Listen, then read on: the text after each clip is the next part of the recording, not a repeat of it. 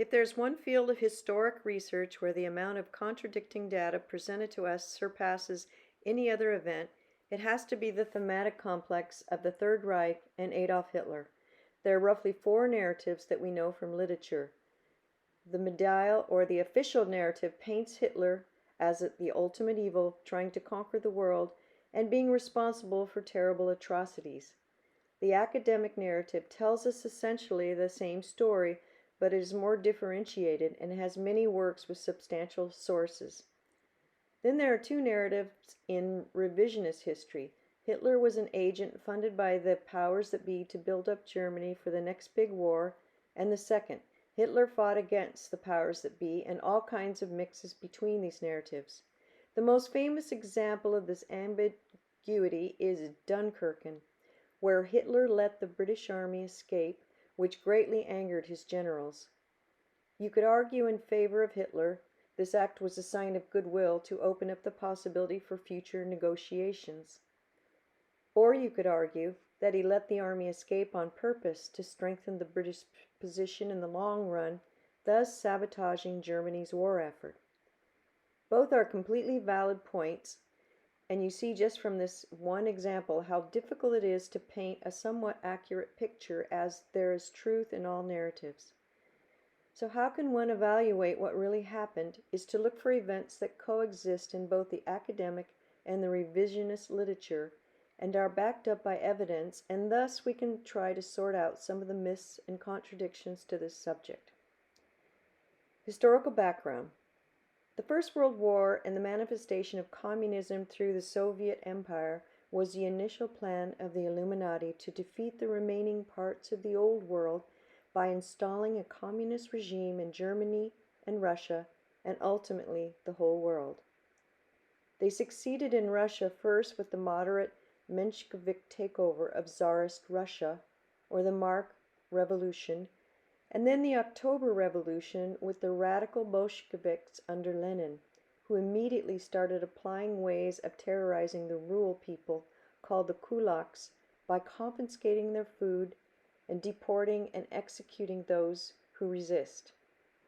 It was common to shoot the eldest son in front of the parents, or raping the female family members, these being the harmless atrocities, as there are accounts of terrible torture being committed on nuns and priests.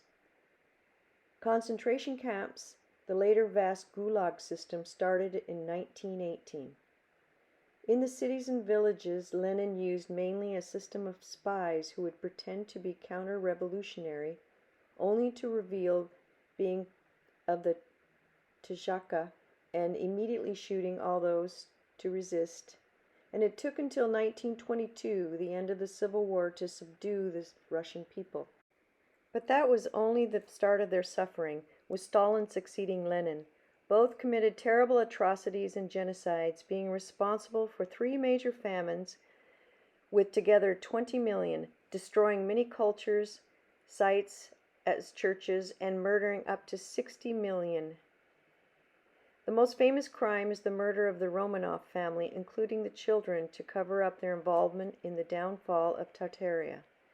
The German Empire proved to be even more resilient, and despite all efforts financing its enemies and vicious propaganda, it couldn't be brought down by force, so it was ensured parallel efforts were made in Germany by a group of Marxist socialists called Spartacus League, with the SPD, later USPD, consisting of Luxemburg and Liebknecht, who tried to sabotage Germany's war effort as early as 1914, first with rising resistance in the parliament, then through call for dissertation, and ultimately instigating strikes, which culminated in the November Revolution. Under these circumstances, being betrayed from within, the OHL had to accept terms of surrender, but they only agreed to the terms of the initial Wilson Plan, and then were again betrayed by the Versailles Treaty, and the majority of Germans, even in the political parties, protested against it as the Reich was split up, put under sea blockade, humiliated, to lay the seeds for a radical communist takeover like in Russia. The Versailles Treaty and the rising threat of communism are the catalyst for the emergence of several war veteran groups opposing against the Versailles Treaty and the communist uprising called the Freikorps, the Thule Society, the political parties, mainly the NVP, DNVP, and DAP, which is the predecessor of the NSDAP, whose members, like Hitler and especially Goebbels, while being opposed to the concept of international socialism, still admired certain propaganda techniques. So they started applying socialist communist methods, and the National Socialist German Workers' Party emerged as the only real core front party in the history of the world. Hitler's financiers. In the early days of the NSDAP from 1919 to 23, funding was sparsely and mostly from personal friends of Hitler and a few industries, and besides Ford, as the largest international source, the main income were donations by own members. From 1925 to 1930, he tried to attain more support from German businesses, but with moderate success, as most didn't like their socialist stance, and according to them, they didn't want to finance their own demise. So still most of the income came from donations and merchandising through contracts with small businesses where they sold cigarettes and other stuff, which brought them 1.7 million combined with the income of mass events in 1930, and the members' fee accounted to 13.3 million. These funds were sufficient to cover the expenses of the election campaign, and they managed to establish themselves as a mass phenomenon and a serious candidate for power around 1930, and after that he was being considered by German industry, but whose overall amounts remained small compared to their donation to other parties.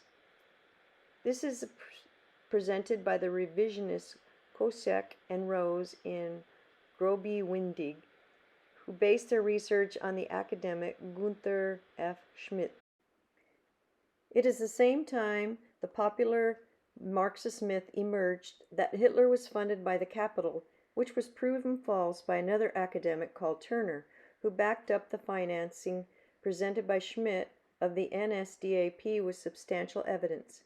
His book caused a controversy among modern historians as it disproved the Marxist theory. 1930 is also the time period where, according to some literature, a secret meeting with international bankers took place. So is this account true, or a modern revise of the old Marxist myth that Hitler was the agent of the capital or the finance cartel that many genuine researchers fell for? The main components of this theory are Sutton and Prepaparta, and many others followed their research, like Lena in Architects of Deception. How the Freemasons helped Hitler to power. In June 1929, bankers and industrialists met secretly in New York to discuss the situation in France and Germany. Above all, the Illuminatists John Davidson Rockefeller Jr. spoke. All agreed that the French economic process should be halted. To achieve this, one should start a communist or at least a national socialist revolution. Eventually, the bankers decided that a national socialist regime was to be preferred. Earlier, they had taken notice of Adolf Hitler. This information appeared in a book by Sidney Warburg, The Financiers of National Socialism, which was published in 1933 in Amsterdam and then disappeared without a trace. Later it surfaced in Switzerland, translated into German. The book still remains in the Social Archive of Zurich. James and Paul Warburg declared it a horrid anti-Semitic forgery. The person Sidney Warburg, or whatever may be behind the synonym, mentions 3 meetings between Hitler and the bankers, and large sums from 30 million, sometimes up to 100 million, were transferred to Hitler. The problem with this theory is there is hardly any hard evidence to back up many of the alleged transactions and sums of that amount, as even Sutton, on one of the main proponents of the theory, fails to prove the amount of money described in the Warburg meetings. There is evidence of indirect and direct donations from industry and international financiers, which is backed up by Turner and Schmidt, but the amounts of money Hitler supposedly received by Sidney Warburg is not proven, and Stutton, while arguing the accounts are correct, still considers the fact that this book might be a forgery. So Hitler was, in any case, financially supported around 1930, either by German industry, according to Turner Schmidt Kosik, or by the international finance, according to Stutton, Propatarda, Lena, as he more and more emerged as a serious candidate for taking power in Germany. But both match on the early financing, and the literature presents clearly there is no evidence indicating he was an agent of the Illuminati that was financed from the start as they originally funded communist Marxism, and the theory he was approached around 1930 and heavily funded cannot be backed up substantially either. Still, the possibility that Hitler came in some form of contact is, even if it has to remain speculation, very likely, and the more interesting question will be to see if he acted according to their wishes. As in either narrative, the heavy German businesses, mainly Thyssen, supported by Hindenburg, or the international bankers, tried to tame and control Hitler. Struggle for power. The Weimar Republic was a failed state from the beginning that was immediately subject to the cabal's initial plan of implementing a communist regime with Spartacus uprising in 1919, ending with March Week. These are aftermath of the November Revolution, but still many other attempts followed. In 1919, the KPD was already an established party consisting of 100,000 members and funding from Moscow and international bankers. They brought a type of brutality to the streets unknown before in Germany, as uprisings were fought fiercely and need to be brought down with artillery. The defense minister of the Reich, Nosk, SPD, issued the following order to stop the uprising. Every person found armed with weapons and fighting against government troops is to be executed on sight. This means the communist brutality conditioned an early radicalization of the counter forces like the Freikorps, who murdered Lipnik and Luxemburg as a revenge for the uprising, and later attempted to gain power, first with the Kapt-Push and then Hitler-Push. That is also the reason most larger parties attained paramilitaric arms, as the Weimar Republic was in a constant state of almost civil war. While the communists were famous for attacking institutions of the state, the National Socialists radicalized against the communists. But the NSDAP started as the smaller group, and so they could sell themselves as martyrs, as indeed many National Socialists were attacked and murdered by communist groups. So a vicious cycle of violence evolved when the NSDAP started attacking and murdering communists too, similar to the Freikorps killing Luxemburg and Liebknecht as retaliation for the uprising. 1,931 were killed or injured, 4,699 National Socialists, Stahlheim 625, Roxbanner 1,696, Communist 1,228.